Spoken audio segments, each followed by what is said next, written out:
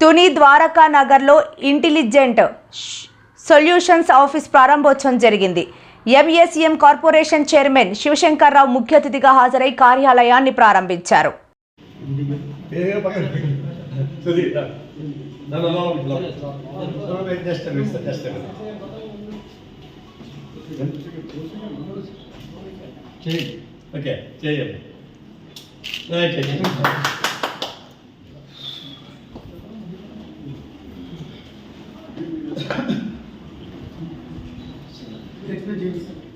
Can you explain? Express.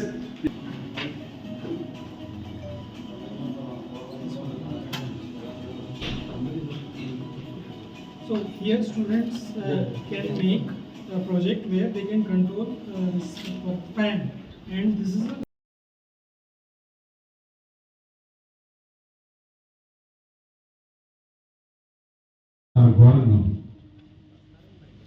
అప్పుడే press meet పెట్టాను.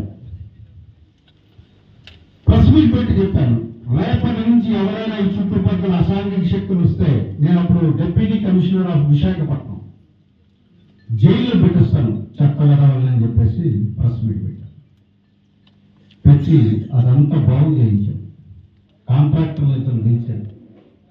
ఏమైనా ఎవరికైనా లంచం ఇవ్వడానికి లక్షలు ఖర్చు పెడతారు కదా, ఈ మంచి కార్యక్రమం దీన్ని బాగు చేయించండి అని చెప్పాను.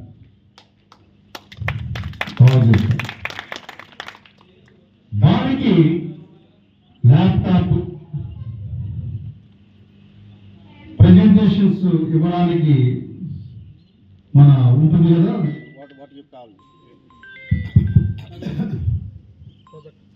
ప్రాజెక్టర్, బీరువాలు, ఇవన్నీ కూడా నేను కొన్ని సమకూర్చాను. నాకు ఎవరైనా వచ్చి సార్ నేను ఒక 20,000 ఇస్తానంటే దీనికంటే ₹1 కూడా మేము తీసుకునే ముచ్చట్లేదు.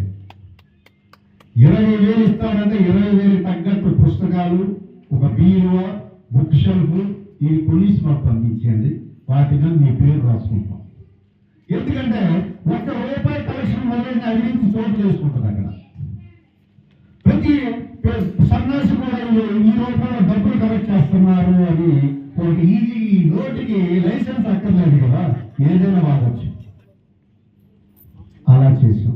అద్భుతమైన లైబ్రరీని చేస్తే అక్కడ చదువుకున్నది ఎవరు తెలుసండి? రిక్షా కార్మికుల పిల్లలు, ఆటో డ్రైవర్ పిల్లలు, ఎస్సీలు, బీసీలు, ఎస్టీలు, కాపులు, పేదవాళ్ళు. డబ్బులు కూడా హైదరాబాద్ ₹1,00,000 కోచింగ్ ఫీజు కట్టుకుంటాడు. మరి వీళ్ళు నేను ఎప్పుడు ఇది ఆలోచిస్తాను, ఈ కోణాన్ని ఆలోచిస్తాను.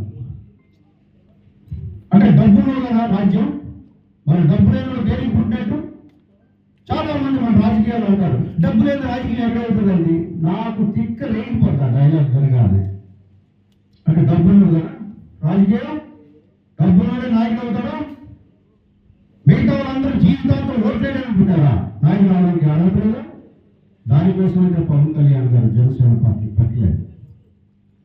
అందుకే ఆయన రబ్బర్ చెప్పులు వేసుకున్న వాడితో రాజకీయం చేస్తాను, పూరి గుడిసెల్లో ఉన్నవాడితో రాజకీయం చేస్తాను అన్నారు. అంటే అర్థం ఏమిటి అంటే రాజకీయాల్లో మీరు పాత్ర పోషించాలి, మీరు ఓన్ చేసుకోవాలి.